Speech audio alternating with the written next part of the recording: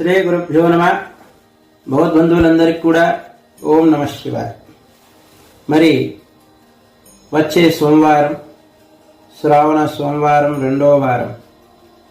ఈ శ్రావణ మాసంలో ఈ రెండవ వార సోమవారం నాడు అనగా 4వ తారీఖు మరి అమ్మవారికి లక్ష పుష్పార్చన కుంకుమార్చన జరుగుతూ ఉంది.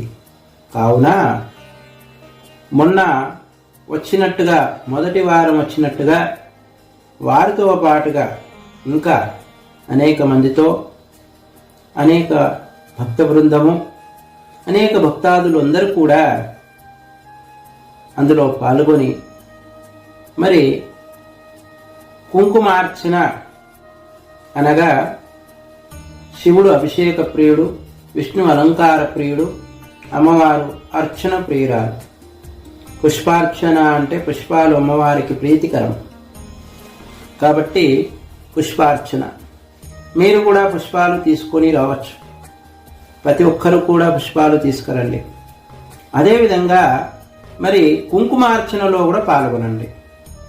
ఈ కుంకుమార్చన కూడా పాల్గొని లలితా పరమేశ్వరి శబ్దాకర్షిణి, రూపాకర్షిణి, రసాకర్షిణి, గంధాకర్షిణి, స్పర్శాకర్షిణి అమ్మవారు ఇచ్ఛాశక్తి, క్రియాశక్తి, జ్ఞానశక్తి స్వరూపంగా ఉంటుంది. కాబట్టి అమ్మని పూజించండి.